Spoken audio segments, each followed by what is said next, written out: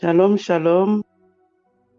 Donc, nous allons lire la parole du Seigneur. Donc, prenez avec moi 1 Thessaloniciens 5. Nous allons lire le 7 jusqu'à 8.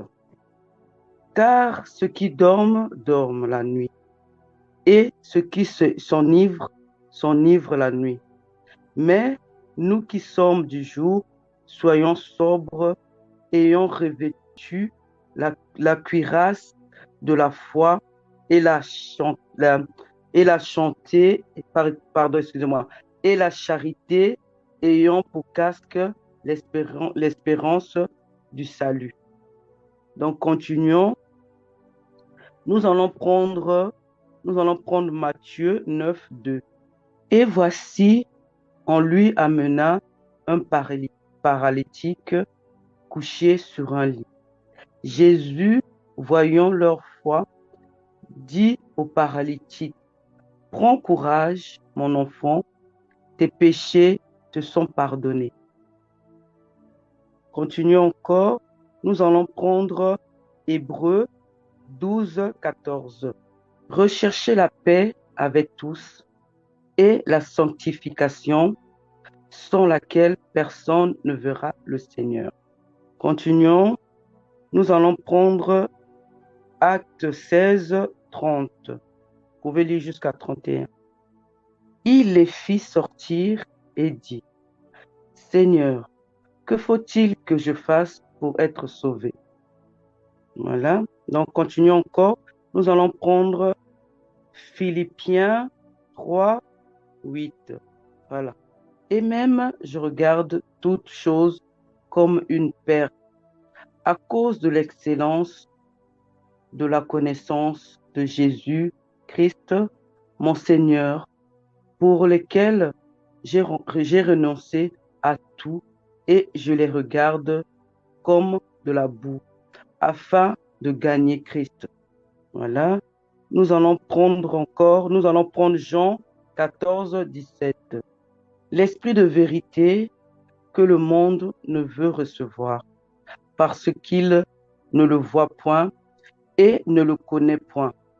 Mais vous, vous le connaissez, car il demeure avec vous, il sera en vous.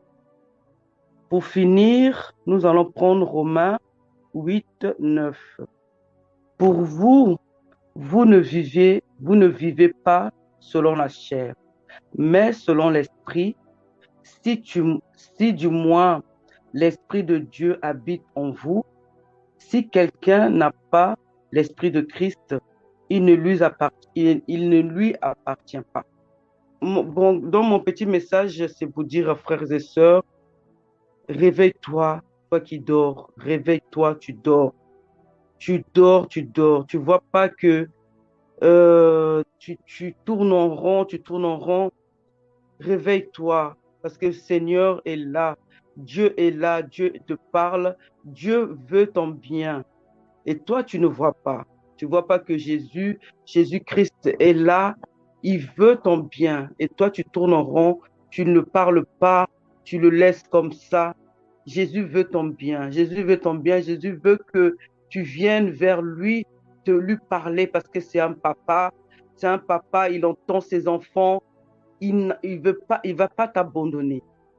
Hein. Tu vas chercher les féticheurs pour avoir un mari, pour avoir une femme, pour avoir des enfants. Jésus est là. Ne regarde pas tout ça, les féticheurs. Ne regarde pas. Hein. Tu as des problèmes de santé, tu as des problèmes de divorce. Ne dors pas, ne dors pas, ne ferme pas les yeux. Parle au Seigneur, parle au Seigneur. Regarde Seigneur, parle-lui. Regarde Seigneur, j'ai tous ces problèmes-là. Tu veux pas, ne t'endors pas. Ne t'endors pas, réveille-toi, réveille-toi pour dire que j'ai mon Seigneur, j'ai Jésus, il va régler le problème que j'ai de santé, il va régler le problème que j'ai. Il faut prier, il faut avoir la foi en fait. Il faut prier, prier, prier sans cesse. Il ne faut pas arrêter au bout d'un chemin parce que tu n'as pas eu ce que tu voulais, tu n'as pas demandé au Seigneur de veiller sur tes enfants et tu as abandonné. Tu as vu le problème que tes enfants ils ont eu, tu as vu le problème que les enfants ils ont. Hein? Même, même, même, même, même un de tes voisins, un de tes voisins, et ils ont les mêmes problèmes que tes enfants, dans la drogue et tout. Et tu dis non, le Seigneur n'est pas là parce que il nous aime pas, le Seigneur. Non, le Seigneur t'aime, le Seigneur t'aime. Il ne faut pas rester enfermé. Il ne faut pas rester enfermé. Enferme pas ta foi. N'enferme pas ta foi. Réveille-toi vraiment pour parler au Seigneur, pour être fort. Pour être fort, tu dis non. Moi, je sais que mon Seigneur est là. Je ne veux pas m'endormir. Je ne veux pas écouter mon voisin. Mon voisin me dit non, tu vois que le Seigneur n'est pas là. Moi, je veux m'écouter moi-même parce que je sais que j'ai ma foi et je sais que mon Seigneur est là. Le Seigneur, je sais que mon Seigneur est là pour moi. Donc, il est là pour me guider. Il est là pour me faire du bien. Le Seigneur ne veut pas t'abandonner, à moins que toi, tu abandonnes le Seigneur. À moins que toi, tu abandonnes le Seigneur. Mais je te dis vraiment, réveille-toi, réveille-toi, sois fort. Sois fort dans ton mariage. Sois fort toujours en priant toujours. Tu dois te réveiller. Hein? Mettre tes enfants dans la prière. Parce que le monde va tellement mal. Les dessins animés, il y a du mal dans les dessins animés. Les enfants n'arrivent même plus à regarder la télé pour voir des bonnes choses. On doit toujours prier pour nos enfants. On doit prier pour nos enfants. On doit prier pour nos familles. Mais toujours dans la prière, toujours être fort, fort, fort. On peut pas, tu peux pas dormir. Tu te dors, tu dors tout le temps. Tu vraiment dormir, vraiment enfermé, quoi, enfermé de tout, de tout. Donc, il n'y a pas la prière, il n'y a pas la parole du Seigneur, il n'y a pas la Bible. Donc, tu es là vraiment, tu penses à rien, quoi. Parle toujours, parle toujours au Seigneur. Prie, prie, prie, prie. Parce que notre Seigneur nous demande toujours de prier sans cesse, parce que lui-même le faisait, lui-même il fait la prière. Il prie notre Seigneur, parce que si on lui demande des choses, il le fait. Et si on lui demande de nous protéger, il nous protège. Il faut toujours qu'on vienne vers lui. Voilà mon petit message, mes frères et sœurs. C'est réveille-toi, toi qui dors. Donc, il faut vraiment te réveiller. Voilà, bonne journée dans le Seigneur. Que le Seigneur prenne soin de vous et vous accompagne vraiment, vous aide dans tous vos besoins. Voilà, bonne journée. Amen, amen, gloire à Dieu. Je vais aussi partager. Donc, on va prendre Romains 1, verset 16. Donc, je vais lire. Car je n'ai pas honte de l'évangile. C'est une puissance de Dieu pour le salut de quiconque croit, du juif premièrement, puis du grec. Nous allons aussi prendre Marc 8, verset 38. Car quiconque aura honte de moi et de mes paroles au milieu de cette génération adultère et pécheresse, le Fils de l'homme aura aussi honte de lui quand il viendra dans la gloire de son Père avec les saints anges. Donc, le thème de ce message, c'est simplement pourquoi avoir honte de parler de Jésus-Christ quand ce monde n'a pas honte de propager les affaires du malin. Nous voyons par-ci, par-là, comme a dit la sœur, dans la télé où tout est mis en place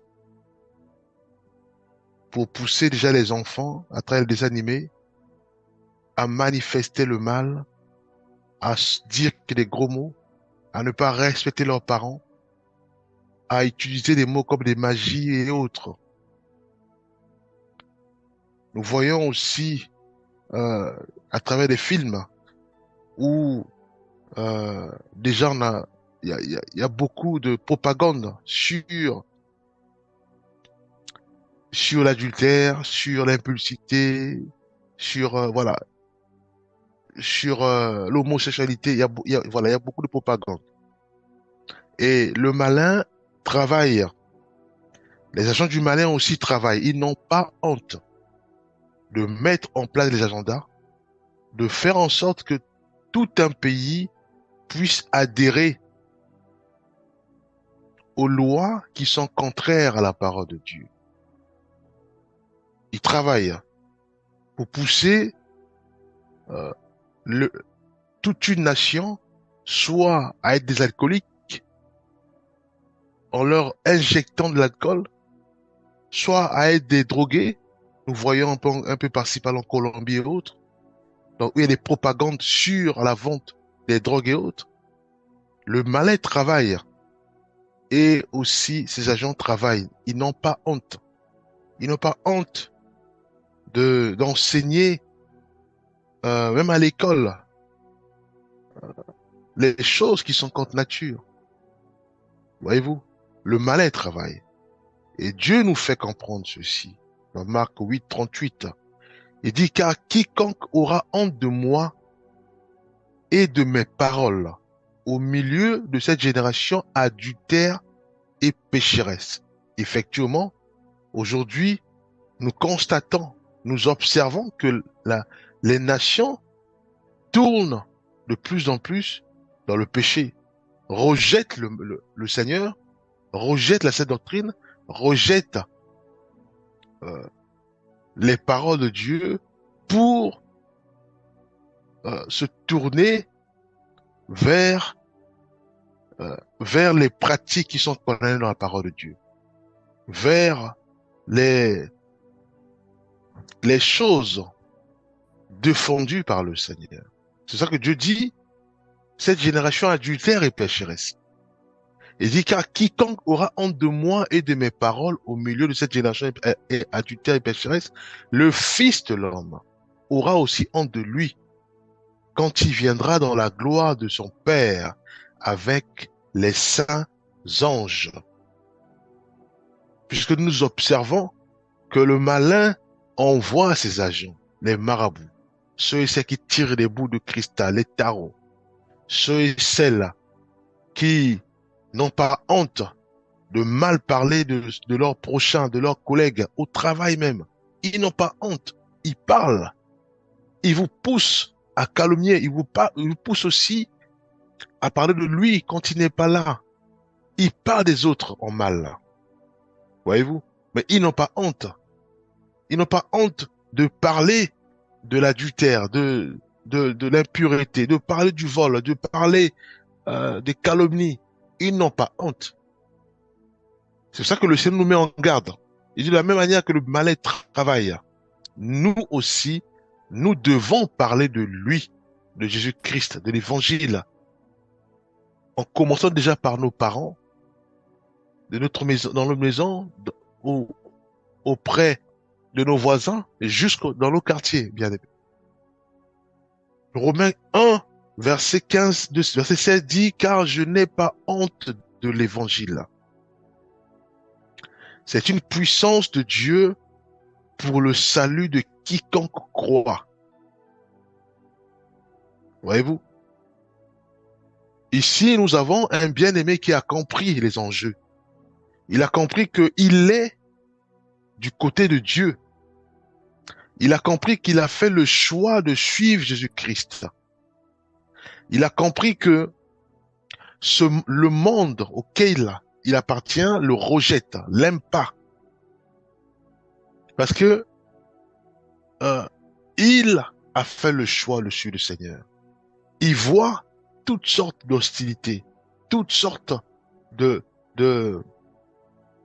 choses, des vérités contre nature. Voyez-vous, il a pris la décision de parler de Dieu partout où il va mettre pied. C'est ça qu'il dit, car je n'ai pas honte de l'évangile. C'est une puissance de Dieu pour le salut de quiconque croit. Donc il sait pertinemment que si nous croyons à l'évangile qui est Jésus-Christ, qui est la parole faite chair, Jean 1, verset 1 à 5, à ce moment-là, il y a le salut. Voyez-vous, nous devons travailler, bien aimé. Nous devons nous mettre en mouvement. Nous devons nous réveiller, comme a dit la sœur. Nous devons nous réveiller. Nous devons nous réveiller parce que l'heure est grave. Nous sommes au temps de la fin Et le Seigneur attend de nous, nous qui sommes éclairés, nous qui avons la lumière, c'est aussi de faire en sorte que notre lumière puisse éclairer ceux et celles qui sont dans les ténèbres. Pour cela, nous devons bannir la honte, bannir aussi la peur. Bien aimé, ça sert à rien.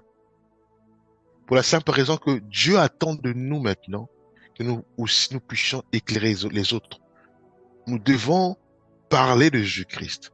Nous devons partager l'évangile. Nous devons encourager les faibles, bien aimés. Nous devons encourager ceux et celles qui crient à l'aide. Nous les voyons.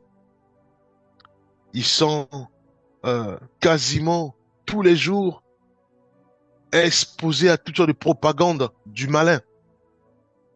Ils arrivent plus soit à bout, soit c'est des problèmes de dialyse parce que ils ont tellement gaspillé leurs reins par les cigarettes. Maintenant, c'est les dialyses. Ils ont tellement gaspillé leurs poumons. Voyez-vous, ils crient à l'aide. Et nous sommes éclairés. Nous voyons tous ces bien-aimés qui se chutent à toutes sortes de cocaïne et autres. Mais nous fermons nos bouches. Nous, sachant que l'évangile, sachant que la parole que nous allons sortir, qui émane du Seigneur, la Bible dit que c'est une puissance de Dieu pour le salut de quiconque croit, bien-aimé. C'est une puissance. Le fait de dire Jésus-Christ, c'est une puissance qui se libère.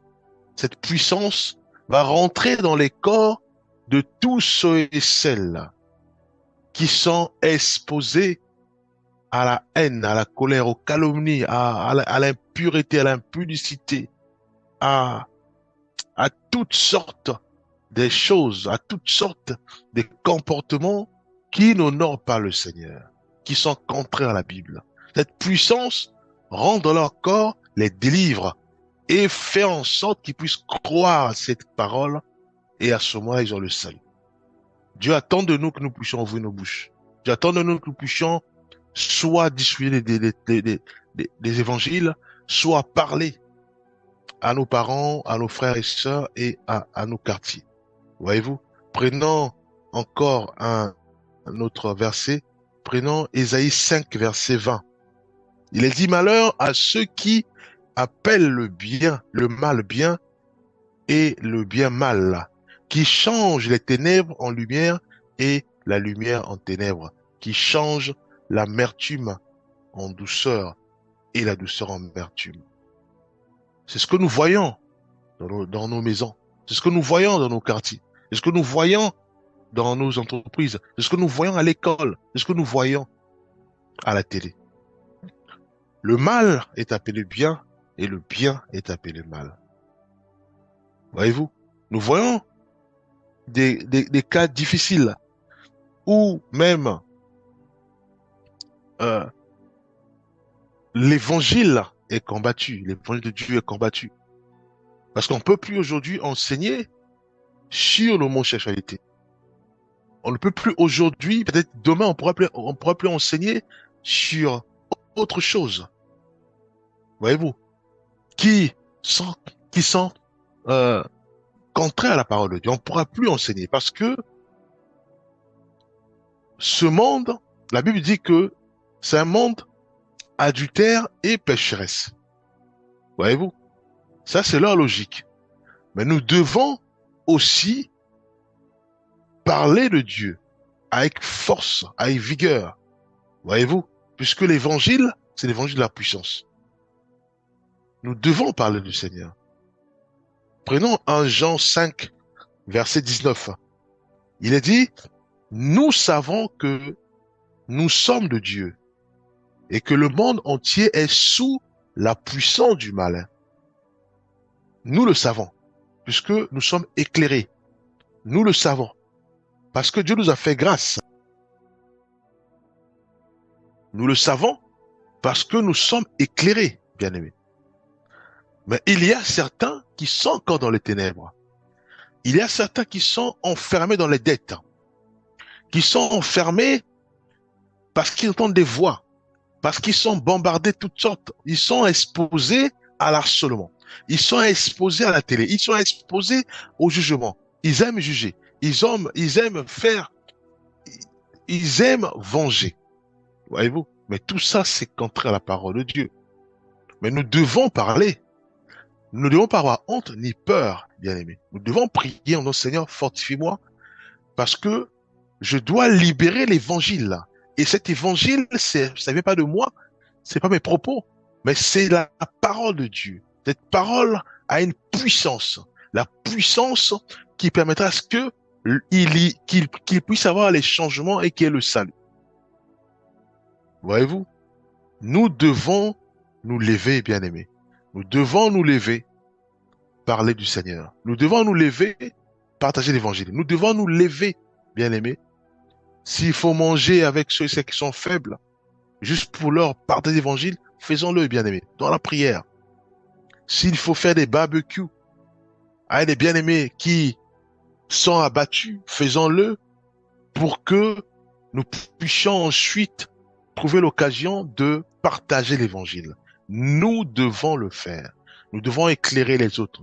Nous devons faire en sorte que le mal ne puisse pas décimer nos frères et sœurs par des suicides, par toutes sortes de voies, par la folie, parce qu'il y a d'autres. Ils sont pas enseignés tout le temps, ils sont exposés à toutes sortes de pressions. Pression au travail, pression à l'école, pression à la maison. Et subitement, le corps lâche, puisque le corps a des limites. Notre corps a nous des limites. Le bien-aimé va s'en mettre dans la folie. On sera étonné, on va être surpris de voir que le bien-aimé parle tout seul. Parce que le corps a des limites. Parce que nous avons échoué. Nous n'avons pas parlé. Nous avons eu honte. Sachant que, en face, il y a ceux et celles qui parlent durement, qui harcèlent, qui ne cessent d'insulter, qui ne cessent de moquer. Ils travaillent aussi. Mais nous devons travailler, bien aimés. Nous ne devons pas avoir honte, puisque le Seigneur nous dit simplement que ceux et celles, la parole de Dieu dit dans Marc 8, 38, car quiconque aura honte de moi et de mes paroles au milieu de cette génération adultère et pécheresse, ceux et celles qui n'ont plus honte de vouloir même enseigner la pédophilie à l'école. Ils n'ont pas honte, bien-aimés. Mais nous devons aussi nous lever, bien-aimés. Nous devons nous lever. Ceux et celles qui met en place des stratégies pour pousser tout un quartier au suicide. Ils mettent des stratégies pour pousser tout un quartier à se chuter dans la drogue, dans l'alcool. Ils mettent des stratégies pour pousser tout un quartier à tomber dans l'adultère. Voyez-vous? Ils n'ont pas honte, mais nous devons nous lever, bien-aimés. Nous devons parler au Seigneur, à ceux et celles qui sont abattus, pour ne pas que les pensées suicidaires puissent les pousser aux actes. Nous devons parler du Seigneur. Voyez-vous? Le Seigneur nous met en garde. Le Seigneur nous met en garde. Voyez-vous? Prenons aussi 2 Timothée 1, versets 7 à 8. Car ce n'est pas un esprit de timidité que Dieu nous a donné, mais un esprit de force, d'amour et de sagesse. N'aie donc point honte du témoignage à rendre à notre Seigneur Jésus-Christ. Ni de moi son prisonnier, mais souffre avec moi pour l'évangile, par la puissance de Dieu bien-aimé. Prenons aussi Matthieu 5, versets 14 à 16. Vous êtes la lumière du monde. Une ville située sur une montagne ne peut être cachée, et on n'allume pas une lampe pour la mettre sous le boisseau, mais on la met sur le chandelier. Et elle éclaire tous ceux qui sont dans la maison, que votre lumière luise ainsi devant les hommes, afin qu'ils voient vos bonnes œuvres et qu'ils glorifient votre Père qui est dans les cieux. Voyez-vous, prenons Philippiens 1:20. Selon ma ferme attente et mon espérance, je n'aurai honte de rien. Mais Maintenant, comme toujours, Christ sera glorifié dans mon corps avec une pleine assurance, soit par ma vie, soit par ma mort.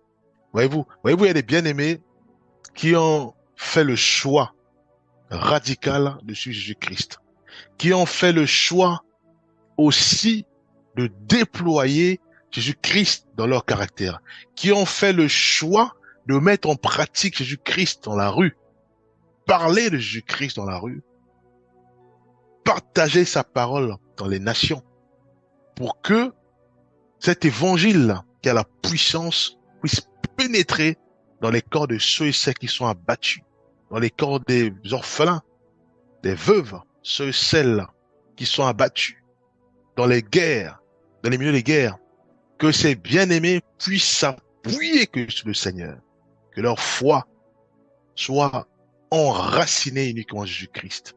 À ce moment-là, peu importe les attaques venant de ceux et celles qui travaillent pour le diable Satan, ces attaques ne pourront plus les atteindre parce que ils se sont enracinés en Jésus-Christ. Ils ont une ferme assurance au Seigneur. Et pour cela, il y a eu les bien-aimés qui se sont levés et ont parlé. Voyez-vous, qui ont banni la peur, qui ont banni la honte. C'est ce que nous devons faire. Nous devons nous lever, bien-aimés. Voyez-vous, Psaume 119, 46, on n'a plus le temps. Je parlerai de tes préceptes devant les rois et je ne rougirai point. Voyez-vous, il y a les bien-aimés qui sont audacieux, qui ont compris que ils ont affaire à des gens qui travaillent pour le diable Satan, qui ont des stratégies mises en place pour décimer tout un quartier à la drogue, à l'adultère, à la pornographie, à la colère. Voyez-vous, ils n'ont pas honte. C'est pour ça qu'il y a des bien-aimés aussi qui se sont levés pour le Seigneur, pour parler de Dieu. Bien sûr, la parole de Dieu nous appelle à être prudents et aussi à être simples comme des colombes. Donc nous devons nous lever dans la sagesse du Seigneur, dans la prudence comme les serpents et simples comme des colombes, mais à propager la puissance du Seigneur qui est la parole dans un quartier, dans nos maisons, de sorte à pulvériser ces stratégies démoniaques, à pulvériser ces pensées lucifériennes. Voilà, prenons dernier quelques versets. Prenons Acte 1, verset 8. Mais vous recevez une puissance, celle du Saint-Esprit, souvenant sur vous, et vous serez mes témoins à Jérusalem, dans toute la Judée et la Samarie et jusqu'aux extrémités de la terre. Voyez-vous, prenons 1 Pierre, le dernier verset, 1 Pierre 4, 16. Mais si quelqu'un souffre comme chrétien, qu'il n'en ait point honte. Je répète, si quelqu'un souffre comme chrétien, qu'il n'en ait point honte, et que plutôt il glorifie Dieu à cause de son nom. Voyez-vous, nous devons être imbibés de la puissance du Seigneur, qui est le Saint-Esprit. Nous devons nous lever, bien-aimés. Pourquoi? Parce que le Seigneur, il a carrément dit dans Matthieu 8, verset 38, il dit simplement, il nous met en garde. Il nous dit, car quiconque a honte de moi et de mes paroles, qui est la puissance, au milieu de cette génération adultère et pécheresse, le Fils de l'homme aura aussi honte de lui quand il viendra dans la gloire de son Père avec les saints anges. Voilà, prions, nous te rendons grâce. Nous te bénissons, Père, parce que c'est toi qui nous fortifie, qui nous relève.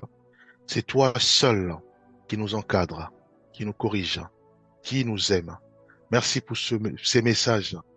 Fais-nous grâce de nous réveiller. Fais-nous grâce de nous mettre debout. Fais-nous grâce, Père, de propager puissamment ta parole. Au nom puissant de Jésus-Christ, nous avons ainsi prié. Amen.